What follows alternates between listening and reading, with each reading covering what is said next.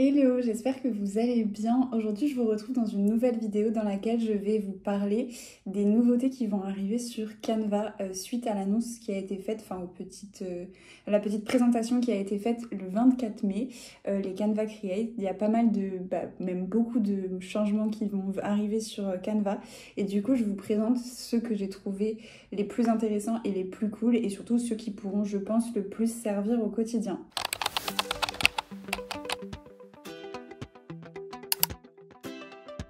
Donc du coup, une des premières modifications qui va être assez difficile de vous cacher, c'est le changement de l'interface de Canva de manière assez générale.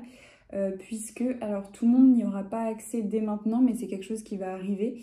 Donc en gros, pendant le Canva Create qui avait lieu hier, vendredi 24 mai, il y avait possibilité de débloquer et d'avoir accès un petit peu en avant-première au nouvel espace Canva en appuyant sur un bouton, c'était le bouton qui était ici. Je crois que c'était des étoiles à ce moment-là. Je suis pas sûre qu'au moment où je publierai cette vidéo, ça marche encore. Mais en tout cas, moi, quand j'ai suivi le Canva Create, en cliquant 7 fois, c'est très précis, sur le bouton qui était ici avec des petites étoiles, ça m'a basculé du coup sur cet espace qui est le futur espace, l'espace de travail Canva. Donc il y a pas mal de choses qui changent visuellement, c'est beaucoup plus moderne et c'est un petit peu réorganisé. En soi, il n'y a pas de gros changements dans le sens où ça reste la même chose, mais il y a eu quand même des petites modifications. Donc comme avant, ici on retrouve les designs les plus récents sur lesquels on a travaillé, on retrouve nos dossiers, les éléments récents qu'on a modifiés, et ici, alors il faut bien savoir, je n'ai pas encore tout testé, je fais cette vidéo mais je teste en même temps et je découvre en même temps. J'ai juste pris des notes sur les choses que j'ai trouvées les plus intéressantes, mais pour le moment j'ai encore rien testé moi-même. Ici, travail de classe et creators, c'est parce que je suis Canva Creators et Canva Educators. Donc c'est des choses que vous avez peut-être pas sur vos plans de travail, mais moi c'est lié à ça. Et ici, alors pour le moment j'y suis pas allée, mais je crois que de ce qu'il disait dans la conférence, c'est qu'il y a beaucoup maintenant d'applications qui sont soit intégrées à Canva, soit qui sont en partenariat avec Canva pour faciliter tout ce qui est intégration dans d'autres applications. Donc je n'ai pas cherché du tout, mais je sais que ça regroupe aussi potentiellement les applications qu'on utilise dans Canva pour faire de la création. Notamment, je sais que y a Giphy qui est pour les GIFs, qui est intégré à Canva pour qu'on puisse directement l'utiliser dans Canva. Et là, je vois les applis préférées des équipes marketing, il y a Instagram. Donc, ajoutez vos photos Instagram à vos designs, publiez des designs sur votre profil LinkedIn ou sur la page de votre entreprise. Voilà, je crois qu'ils ont amélioré un petit peu la connectivité entre... Ça se dit connectivité ? Oui, je crois que oui. Entre Canva et pas mal d'applications qui sont utiles au quotidien. Donc certaines sont intégrées et d'autres sont juste plus faciles à faire le lien de Canva vers ces applications-là. Dans le panneau identité de marque, je crois qu'ils ont dit qu'il y avait quelque chose qui changeait. Parce que j'ai ma petite liste, mais là du coup je suis pas en train de la suivre. Notamment, imaginons cette marque Keymoove va décider de changer son logo. Apparemment, il y a une fonctionnalité, voilà, remplacer le menu contextuel dans tous les designs. Ça permet, imaginons ça c'est ma marque Keymoove, et j'ai du coup, je sais pas moi, 200 visuels, post Instagram, plaquettes, flyers, cartes de visite, post LinkedIn, peu importe. J'ai plein de visuels, par exemple des plans d'entraînement. Ça serait très pénible de devoir reprendre tous les éléments que j'ai déjà mis en page et de devoir changer le logo un à un, le redimensionner, etc. Et du coup, depuis le panneau identité visuelle, maintenant, ce qu'on peut faire, c'est ici remplacer, si je cliquais sur ce bouton, moi je suis même pas sûre d'avoir des designs pour Keymoove sur mon Canva, mais si je faisais remplacer le menu, ça pourrait me modifier mes logos dans la totalité de mes designs. Et du coup, dans le cadre d'un changement d'identité visuelle, changement d'identité de marque, c'est un truc qui est hyper utile et qui fait gagner énormément de temps. Alors je sais pas si ça marche pour d'autres choses que les logos. Dans la présentation, il parlait des logos, mais en tout cas, déjà, je trouve que c'est trop bien parce que je pense que c'est un gros frein au fait de changer d'identité visuelle que de devoir remplacer son identité visuelle sur tous les supports de com du coup qu'on a déjà. Et là, du coup, Canva propose de le faire de manière automatique. Les modèles, du coup, je pense que ça n'a pas dû trop changer. Si, voilà, ce qui est nouveau, c'est les kits. Alors, de ce que j'ai compris, les kits, c'est des kits qui ont été créés par Canva. Un petit peu par type de catégorie, on va dire. Donc, si je dis pas de bêtises, il y a les créatifs, la RH, le marketing, les commerciaux Et je crois qu'il y en avait un cinquième, mais je sais plus ce que c'est. Et en gros, c'est créer un peu comme des kits de présentation qui soient adaptés à ces types de métiers-là. Donc je sais pas à quoi exactement ça ressemble, je pense que je vais regarder. Donc c'est ça, ça reprend bien les 4 domaines que je venais de citer. Et du coup, si on imagine que moi je travaille dans le marketing, ça me donne accès à des templates qui sont déjà tout prêts. Ah, voilà, bah, par exemple un calendrier de contenu. Je trouve d'ailleurs qu'il est hyper bien fait. Donc voilà, c'est des templates de présentation et j'imagine qu'il y a peut-être même d'autres types de fichiers qui sont vraiment conçus par type de métier. Donc ils appellent ça les kits. Donc voilà pour les modèles, le reste c'était comme avant, c'est les modèles de marque qu'on peut retrouver sur Canva qui sont créés en partie par les créateurs comme moi. Les projets du coup c'est mes projets et la page d'accueil. Ce qui change aussi beaucoup c'est l'interface de création. C'est marrant parce que je l'ai déjà utilisé hier et aujourd'hui et du coup je m'y suis un peu habituée alors qu'en fait c'était pas du tout comme ça avant. Je vois qu'ici il y a écrit retouche, ok.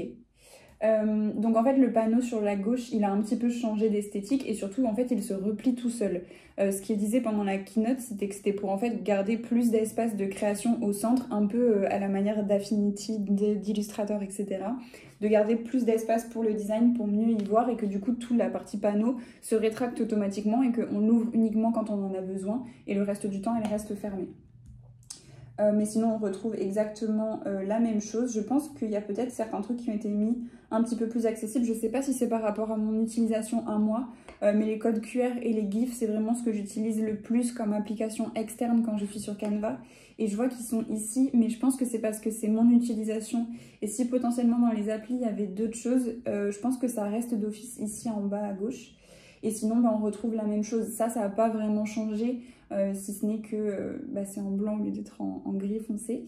Et que du coup, ça se rétracte tout seul. Quand j'ai testé, parce que j'ai fait des visuels, je ne sais plus à quel moment, c'est ça principalement qui change. Mais sinon... après, en fait, il y a aussi la barre en fait, qui se trouve normalement en haut. Ben là, quand je vais vouloir modifier quelque chose, c'est à ce moment-là qu'elle apparaît et du coup, elle se modifie en fonction de l'élément que j'ai sélectionné à modifier. Ici, par exemple, j'ai pas la même chose qui s'affiche en haut que quand je suis sur un texte ou que quand je suis sur un fond coloré. Donc ça, c'est pareil, ça fait beaucoup penser à des applications comme Illustrator, Photoshop, etc. Ou récemment, avec toute l'arrivée de l'IA, etc., il y a cette petite barre aussi qui reste sur Illustrator et sur Photoshop. Je sais plus comment il s'appelle ça, je sais plus si c'est de l'accès rapide ou quelque chose comme ça. Et donc là, c'est un peu pareil en fait. C'est une barre, je crois qu'elle est flottante. Je sais plus si on peut la déplacer ou pas. J'ai pas l'impression. Mais en tout cas, voilà, c'est une barre qui est évolutive et qui est selon les choses dont on a le plus besoin. D'ailleurs, je crois que ça, il l'expliquait aussi, que c'est selon les commandes qu'on a le plus l'habitude d'utiliser. Par exemple, moi, pour faire mes miniatures YouTube, je fais tout le temps effacer l'arrière-plan et ajouter un contour à ma photo. Et ça, du coup, c'est un truc qui apparaît, je pense que si là, je vais dans mes importations et que je choisis une photo de moi au hasard, tac, voilà, là d'office, j'ai effacé l'arrière-plan et j'ai pas l'histoire du contour.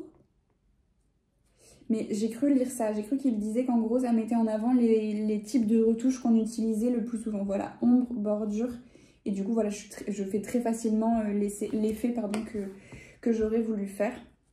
Donc voilà, cette barre elle n'a pas changé dans le sens où c'est toujours les mêmes choses qui sont présentées, même si parfois c'est un peu de manière différente. Mais elle s'adapte en fonction du type d'élément qu'on a sélectionné. Et quand on clique sur les deux flèches ici, on a accès à un petit peu plus de possibilités, on va dire.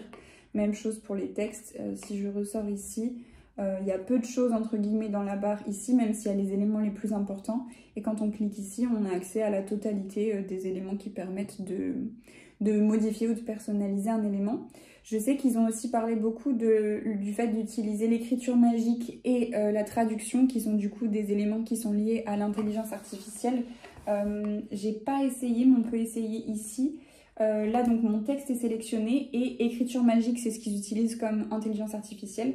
Et donc, ça me propose soit d'améliorer mon texte, soit de le raccourcir. On va tester les deux. On va voir ce qu'ils me proposent. Je sais pas trop comment ça marche, ça, je m'en suis jamais servi. 10 suggestions de contenu pour attirer ses premiers clients. Ok. Et si je l'améliore? Voici 10 idées de contenu pour attirer vos premiers clients. Voici 10 idées pour attirer... Ok, tu me retires beaucoup de texte là à force. Ok, et je sais, j'avais vu... Alors on va peut-être tester, je vais revenir en arrière. Il y a une faute, il manque un S. J'avais vu, alors où est-ce que c'est déjà? C'est déjà parti. J'avais vu que donc il y a aussi, voilà, changer de voix. On peut faire en sorte que ça s'adapte à notre manière de parler. Alors j'ai pas testé. Ah, il y a aussi un correcteur d'orthographe, ça c'est cool. Et développer, j'imagine que du coup c'est plus genre avoir un texte plus long que plus court. Si on met fantastique, voyons. 10 conseils ensorcelants pour ensorceler tous vos premiers clients. Je suis pas sûre, mais bon, ok. 10 astuces magiques pour envoûter vos tout premiers clients. Merci. En vrai, c'est pas mal. Je trouve que pour les wordings, ça peut aider. Ça peut aider. Donc voilà, j'avais vu ça aussi. J'ai vu que c'était possible de créer des mock-ups soi-même. Sauf que là, je vois pas comment je vais réussir à faire, sachant que je ne l'ai jamais fait. Je vais essayer avec cette image-là. Ça, il me le montrait dans la présentation, sauf que je sais pas si je me souviens suffisamment pour... Comment je peux faire ça? Comment je vais faire ça? Donc là, j'ai pris une capture d'écran et j'ai derrière ma photo et je voudrais mettre ma photo dans cette photo de... Enfin, en gros, faire un mock-up avec ces deux éléments-là. Comment je pourrais essayer de faire ça? Bon, j'en ai aucune idée et je trouve pas, mais dans la vidéo, dans le Canva Create, peut-être que c'est disponible encore en replay. Dans le Canva Create, ce qu'il disait, c'était que... en fait, il montrait que c'était exactement comme on peut faire dans Illustrator ou dans Photoshop. On a notre photo de base qu'on va prendre par exemple sur une base de données images ou dans les images disponibles sur Canva et on va se dire plutôt que les mock-ups proposés par Canva, j'ai envie de faire un truc un peu plus personnalisé et du coup j'ai cette photo que je veux mettre dans cet élément tu peux le faire du coup et avoir des mock-ups plus personnalisés. Là tout de suite je ne sais pas comment. Je ne sais pas comment, il faudrait que je fouille, mais de ce que j'ai compris ce serait possible de le faire et si c'est le cas c'est très très cool parce que les mock-ups sur Photoshop, c'est très bien. Enfin, moi, ça me pose aucun souci, mais quand on n'a pas Photoshop, bah forcément, c'est un peu contraignant de réussir à trouver des mock-ups qui soient un petit peu plus originaux et un petit peu plus différents. Donc, si on peut le faire dans Canva à l'avenir, ça serait très cool. Alors, ensuite, j'ai vu qu'on pouvait apparemment retirer le fond d'une vidéo. Alors, sur quelle vidéo est-ce que je vais pouvoir tester ça? Voilà. On va se mettre en place, non? Ça va me permettre de tester deux trucs à la fois, c'est cool. Alors, effacer l'arrière-plan dès la fin de l'importation. Très bien, monsieur, très bien. Il y a deux nouveautés que j'ai vues. Apparemment, c'est possible d'enlever les arrière-plans sur une vidéo et c'est aussi possible d'améliorer l'audio. Donc, même chose, mais je pense qu'il faut que j'attende la fin de l'importation de ma vidéo pour pouvoir le faire. Parce que, par exemple, quand il y a du vent, comme c'est le cas sur cette vidéo-là, on n'entend rien au micro et du coup ce serait possible dans Canva de faire une amélioration de voix, chose que moi je peux faire aussi sur Premiere Pro, mais encore une fois tout le monde n'a pas des outils de montage comme Premiere Pro et du coup si on peut le faire dans Canva c'est très très cool. Et le truc d'effacer l'arrière-plan, ça je n'ai pas trouvé d'outil gratuit qui proposait de le faire, donc j'ai jamais pu le faire et si je peux le faire sur Canva c'est très très cool, ça pourrait potentiellement me servir pour des vidéos. Ok, je crois que c'est bon. Alors, voyons déjà pour l'audio. Je pense que c'est ça, amélioration de la voix. Là, il y avait vraiment un vent très fort, donc je ne sais pas trop ce que ça va pouvoir donner. Ok, du coup, ça a bien marché. Le truc, c'est qu'au début, il n'y avait que du vent. Donc, ça fait juste baisser le son. Et c'est au moment où je commence à parler sur la vidéo où là, on voit qu'il y a vraiment une amélioration de la voix. Je pense que je testerai sur une autre vidéo, mais c'est quand même plutôt pas mal. Et alors, effacer l'arrière-plan, je pense que c'est pas la meilleure vidéo pour essayer de tester cette fonctionnalité. Mais on va voir ce que ça donne. Par contre, c'est possible que ce soit très long. Mais en même temps, ça m'étonne pas parce que c'est un truc que je trouve assez difficile à faire. Donc vraiment, si Canva le fait, ce serait une très très bonne nouvelle. Ok, je pense qu'il en a pour à peu près 100 ans. Donc je vais passer sur autre chose pendant que ça, c'est en train de tourner. Je vais faire un post Instagram. Et il y a une autre fonctionnalité que j'avais notée par rapport aux vidéos. Je vais essayer de me servir peut-être dans la base de données Canva. Ben voilà, c'est exactement ça que je voulais voir, c'est utiliser les temps forts pour sélectionner ce qui vous plaît le plus. En fait, c'est très utile notamment pour les gens qui font des shorts, des reels et des TikTok. De ce que j'ai compris, c'est une fonctionnalité toujours qui fonctionne avec l'intelligence artificielle, je pense, où quand on met une vidéo, ça va nous faire une proposition de sélection des moments les plus importants / intéressants. Donc je pense que c'est ça qu'il appelle les temps forts. Sélectionnez automatiquement les meilleurs moments de votre vidéo pour créer des clips courts et percutants. Alors, ok, mais je voudrais juste savoir dans le menu où est-ce que ça se situe si j'ai pas cette fenêtre-là. Découpage auto ou temps fort? Ok, donc découpage auto, il me propose de garder qu'une partie de la vidéo. Et temps fort, il m'en propose plusieurs. Voilà, 1 et 2. Un de 8 secondes et un de 3,5. Et si je sélectionne les deux, ça me fait deux vidéos différentes. J'imagine déjà couper voilà, une de 8. Et là, j'imagine qu'il doit y avoir celle qui dure 3 secondes. Je sais pas pourquoi la vidéo a sauté, mais c'est vachement cool ça quand même. Parce que moi, typiquement, je fais pas de shorts et de TikTok et de Reels. Parce que je trouve que ça prend trop de temps de retourner dans mon montage et de refaire des découpes. Mais si Canva propose de faire lui-même une sélection, en fait, c'est ça. Je fais une aparté, du coup, je suis désolée, mais souvent, on me demande mon avis sur l'intelligence artificielle, sur est-ce que je trouve que c'est une menace, etc., etc. Je trouve pas du tout que ce soit une menace, je trouve que c'est très cool. Et qu'est-ce que j'allais dire? En fait, pour moi, c'est juste des outils qui peuvent nous permettre de faire les choses mieux et plus vite quand on apprend à s'en servir. Et ça, typiquement, c'est le cas, parce que c'est ce que je suis en train de dire. Moi, je fais pas de shorts parce que je trouve que ça prend trop de temps. Et typiquement, l'intelligence artificielle pourrait me permettre de le faire parce qu'il ferait le travail chiant à ma place, le travail de chercher dans les rushs quels sont les moments les plus intéressants. Alors certes, peut-être que lui et moi, on n'aurait pas sélectionné les mêmes moments dans une vidéo, mais n'empêche que il fait le travail à ma place et il me fait gagner énormément de temps, il me mâche énormément le travail. Donc ça, c'est une fonctionnalité vraiment très cool et je suis sûre et certaine que toutes les personnes qui font des formats courts trouveront que c'est un format très très cool. Donc là, dans ce cas-là, je pense que ce qu'il faudrait faire, c'est importer sa vidéo sur Canva, se mettre directement au format 1080 par 1920 pour être déjà au format vertical, mettre sa vidéo et à partir de là, lancer le truc temps fort qui fait la sélection automatique pour nous.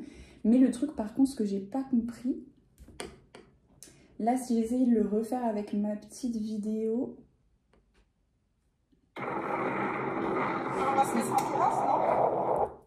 Ok, du coup c'est ça, pour retrouver temps fort, il faut aller dans base, découper, et là du coup on peut aussi genre redimensionner pour que ça se mette au format qu'on veut.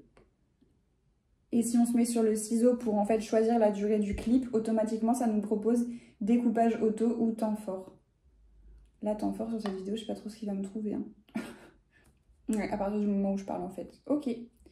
Cette fonctionnalité, je la trouve vraiment très très cool. Alors, je pense qu'à partir de maintenant, on va rentrer dans des fonctionnalités qui sont aussi très cool, mais que je vais pas forcément savoir montrer. Dans le Canva Create, il parlait d'une fonctionnalité de type Loom. Je ne sais pas si vous connaissez Loom. C'est un outil qui sert en fait à montrer une présentation ou peu importe quoi sur son ordinateur et en même temps d'avoir une genre de bulle. Bah tiens, d'ailleurs, je peux le lancer, ça vous montrera. Voilà, quand on veut faire un Loom, ça ressemble à ça. Donc là, vous m'avez en 2 angles. Si là, je voulais lancer le Loom, j'appuierai sur Start Recording et du coup, il y a ma tête qui reste ici. Ça enregistre le son, donc je peux expliquer à mon client ou à la personne à qui j'envoie un Loom ce que je suis en train de lui montrer, qu'est-ce que j'ai voulu faire, etc. Et en même temps, ça enregistre du coup l'écran, la caméra et le son. Donc ça, c'est Loom, c'est une application qui existe, mais qui est payante, enfin elle est gratuite dans une certaine version et payante quand on veut avoir accès à toutes les fonctionnalités.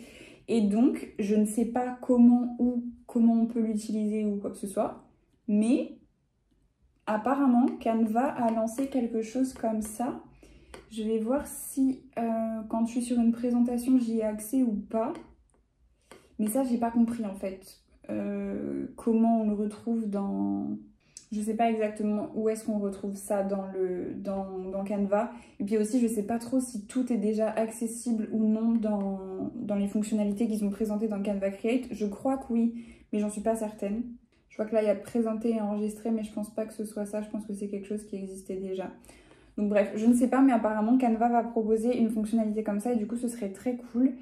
Et encore une fois, donc c'est Miss moitié d'information.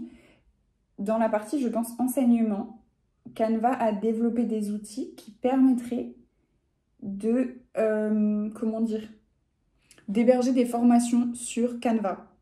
Un peu comme comment c'est les formations Teaches, les plateformes Teacheasy, et j'en connais pas vraiment d'autres, System.io, etc.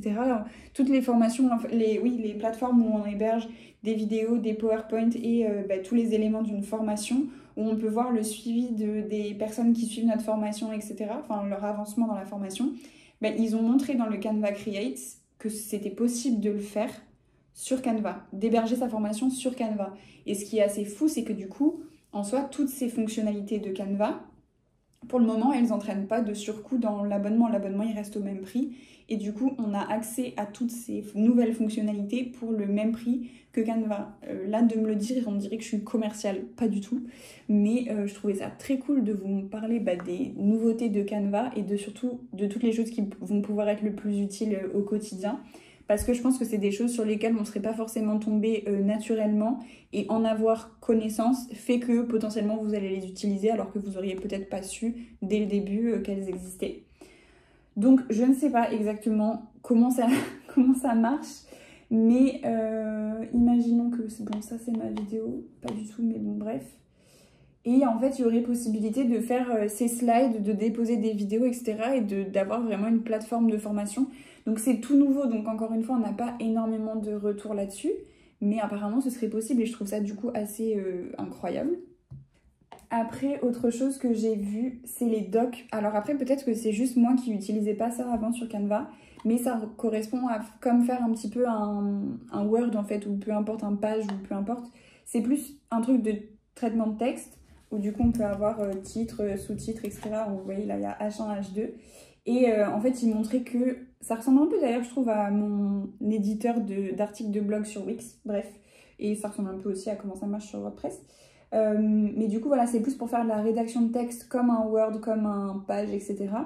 Et sauf que apparemment, donc moi je l'utilisais pas avant, donc je ne suis pas témoin, mais apparemment on peut mettre beaucoup plus de... Ah, on peut même mettre des colonnes. Ça c'est cool pour faire des mises en page bien. Bref, on peut mettre apparemment beaucoup plus de types d'éléments dans ces documents-là. Et vous voyez ce que je disais juste avant sur le fait que sans augmentation de prix, Canva donne accès à beaucoup de nouvelles fonctionnalités.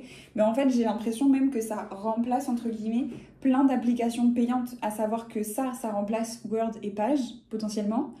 Il y a une fonctionnalité qui remplacerait un petit peu Loom, il y a une fonctionnalité qui remplacerait un petit peu tout ce qui est plateforme du coup d'hébergement de formation, potentiellement si j'ai bien compris.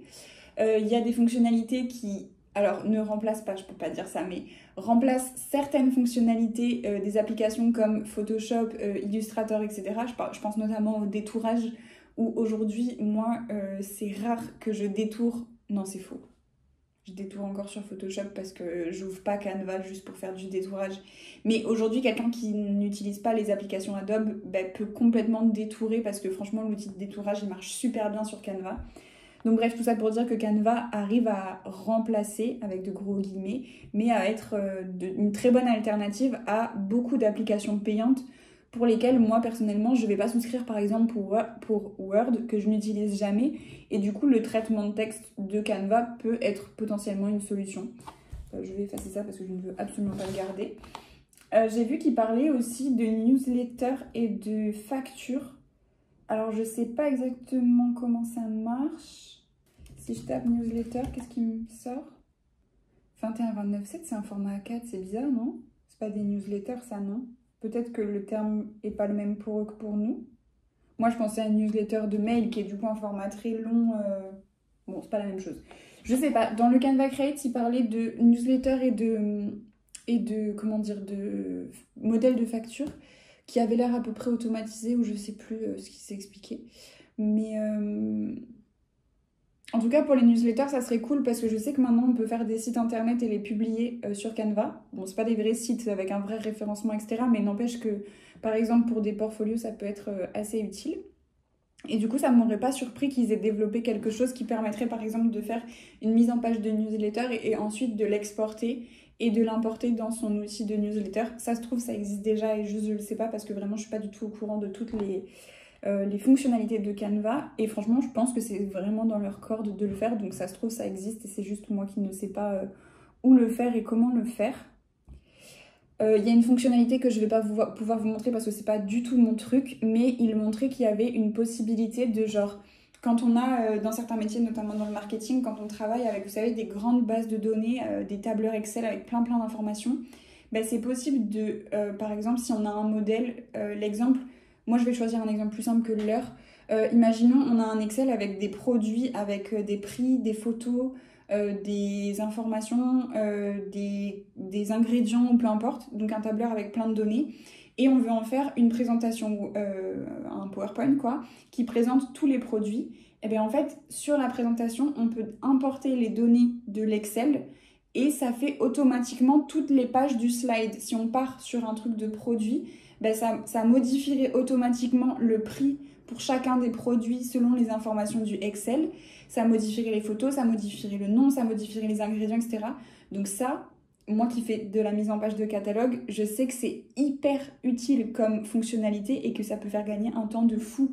Moi, dans mon métier et dans mon utilisation de Canva, je pense que j'en ai pas besoin, mais c'est quand même une vraie fonctionnalité trop bien. Donc voilà, et la dernière fonctionnalité que j'avais notée, c'est pas une fonctionnalité, c'était plus une annonce qu'ils ont fait par rapport à leur partenariat avec Affinity, parce que je sais pas si c'est Canva qui a racheté Affinity ou Canva et Affinity qui se sont associés, mais en tout cas maintenant les deux sont liés et je pense que ça veut dire beaucoup parce que je pense que c'est un acte assez fort de Canva à l'encontre de la suite Adobe potentiellement. Dans la conférence en tout cas c'est vraiment ce qu'il disait, c'était que Affinity et Canva avaient une volonté commune, celle de rendre le design accessible à tous, et ça je pense que c'est une attaque assez visée et assez évidente quand on connaît le prix de l'abonnement Adobe mensuel par rapport à Affinity qui a acheté une seule fois une licence qui ne s'achète qu'en une seule fois. Donc je pense que c'est un acte assez fort de Canva et d'Affinity de s'associer puisque c'est deux entreprises qui ont effectivement des points communs et des ressemblances. Ils n'ont rien dit de spécial pour le moment.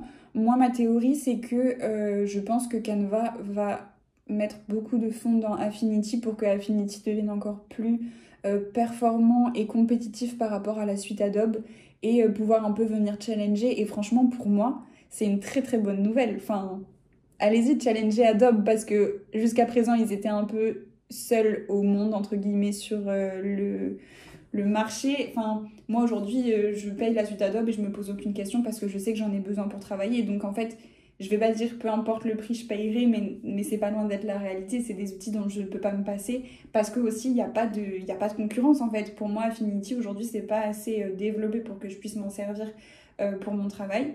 Mais du coup c'est cool en fait, si Affinity peut se mettre au niveau entre guillemets et venir concurrencer la suite Adobe, ça veut dire qu'on aura du choix et que du coup on sera plus obligé d'être abonné à Adobe et du coup potentiellement les prix devraient aussi se rééquilibrer. S'il y a un concurrent, ils pourront pas rester aussi chers sur le marché, je pense. C'est ma théorie, mais après ça reste juste une théorie. Donc en tout cas, je trouve que l'association des deux est cool et peut être vraiment hyper bénéfique et pour Affinity et pour Canva, parce que du côté Canva, ça peut aussi peut-être les aider à développer des fonctionnalités hyper avancées de personnalisation sur Canva. Donc je trouve que c'est vraiment une association qui marche super bien et j'ai hâte de voir ce que ça donnera pour la suite. Et ils ont fait une petite annonce, mais qui va concerner, je pense, assez peu d'entre vous. Ils ont annoncé que l'accès à Affinity était gratuit pour les organisations à but non lucratif et pour les éducateurs, donc c'est tous les profs. Donc c'est très cool et ça montre vraiment leur volonté de vouloir rendre le design accessible à tous, donc c'est très cool. Bref, du coup, je crois que c'est tout. Je crois que j'en ai terminé par rapport aux fonctionnalités. Je crois pas qu'il nous ait dit grand chose de plus par rapport à Affinity. Du coup, je reviens sur ma petite vidéo pour voir effacer l'arrière-plan, ce que ça a donné. C'est pas exceptionnel, on va pas se mentir, c'est pas exceptionnel. Mais je pense que je lui ai quand même donné une vidéo un peu pourrie à détourer. Et mine de rien, il a quand même compris quel était l'élément au premier plan. Et c'est pas super propre. Mais ça peut peut-être marcher avec une vidéo un peu mieux que celle-là. Et je sais pas. Peut-être que par exemple sur un plan comme ça, où genre je suis plus détachée de l'arrière-plan, il aurait plus de facilité à comprendre et à enlever l'arrière-plan. Et aussi je pense que l'arrière-plan doit être plus facile à retirer quand je bouge pas comme ici, plutôt que sur cette vidéo-là qui bougeait pas mal. Bref, voilà, ça va être tout. Je pense que ça va durer quand même un petit moment cette vidéo. Mais en même temps, il y a beaucoup de nouveautés et de nouveautés très cool. Donc là, on est samedi et j'ai vraiment voulu tourner cette vidéo aujourd'hui pour pouvoir la sortir le plus vite possible parce que j'ai regardé le Canva Create hier et c'est même pas moi, c'est une copine, Océane, qui était là en mode mais là il faut que tu fasses une vidéo pour expliquer toutes les nouveautés qu'il y a parce que c'est des dingueries. Et encore, j'ai même pas réussi à vous montrer tout parce que par exemple les mock-ups j'ai pas trouvé, Loom j'ai pas trouvé, les formations j'ai pas trouvé. Si jamais Canva Create est encore, enfin l'événement Canva Create est disponible pour le regarder en replay au moment où vous voyez cette vidéo, allez voir parce que du coup il y a des choses que j'ai expliquées qui sont mieux expliquées dans le Canva Create. Et franchement, moi j'adore Canva, je trouve qu'ils sont très forts, qu'ils arrivent à sortir des trucs vraiment très cool. Et là, leurs intégrations de l'IA et l'intégration des nouveaux outils qu'ils ont fait, je trouve que c'est vraiment réussi. L'interface, moi, ni j'adore ni j'aime pas. Juste, je vais m'y habituer, je le sais, on s'habitue toujours au changement. Au début, on est un peu réticent, mais on s'habitue toujours. Donc l'interface, c'est pas pour moi le plus gros sujet, mais les nouvelles fonctionnalités qui sont sorties sont vraiment très cool. Et je trouve qu'ils donnent vraiment de plus en plus de possibilités de faire des designs le plus qualitatif possible sur un outil qui est très accessible et très facile à prendre en main.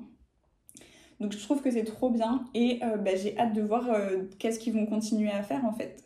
Parce que je pense qu'ils n'ont pas fini de sortir des nouveautés et de progresser et voilà. C'est hyper cool. Donc voilà, c'est la fin de cette vidéo. J'espère qu'elle vous aura plu. Si jamais vous avez des informations sur les choses dont j'ai parlé et où j'avais pas forcément tous les éléments, si vous savez utiliser les outils que j'ai pas réussi à trouver, n'hésitez pas à expliquer dans les commentaires comment ça fonctionne, où ça se trouve, etc. Ça servira à tout le monde.